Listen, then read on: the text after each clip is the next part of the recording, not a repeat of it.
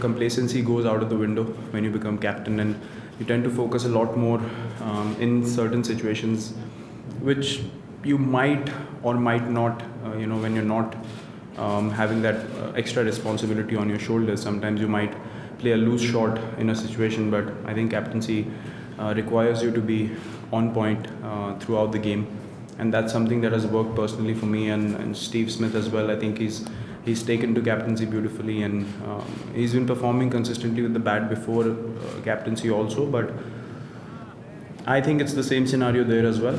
That extra responsibility has urged him to focus a bit more in certain situations and push that much extra for his team. I've seen him in the academy. He was never a predominant batsman, so it's a remarkable achievement what he's been able to do with his career, starting off as a leg spinner. But I think the career paths are different, but the mindset with captaincy and batting, I think, are on similar lines.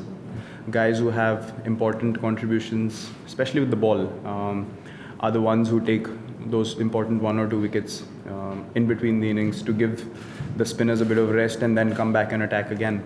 And I think the pace bowlers have been able to do that. And one reason for that is they're very comfortable in the roles they've been given, and they've been really happy with bowling in one areas for longer periods of time and not get desperate for wickets. I think that's been the most important thing, to run in hot conditions, not necessarily having the plan to attack all the time can be difficult when you have to bowl dot balls and the batsman's not going to get out if he keeps leaving the ball. But that takes character, and the players have bought into it, and that's one reason for our success as well. People are playing selfless cricket, and the fast bowlers have been, the prime contenders for that. Mitchell Starc, he's a world-class bowler. We all know that.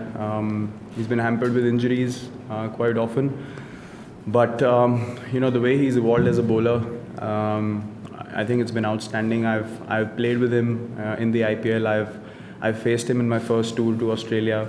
From then to now, it's a massive change, and the way he's learned the art of reverse swing and bowling, with the old ball as well, is quite amazing to see.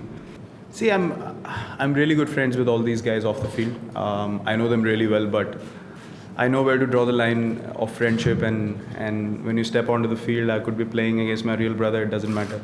So it's fine. I mean, if they had to criticize me, I would have been okay with it.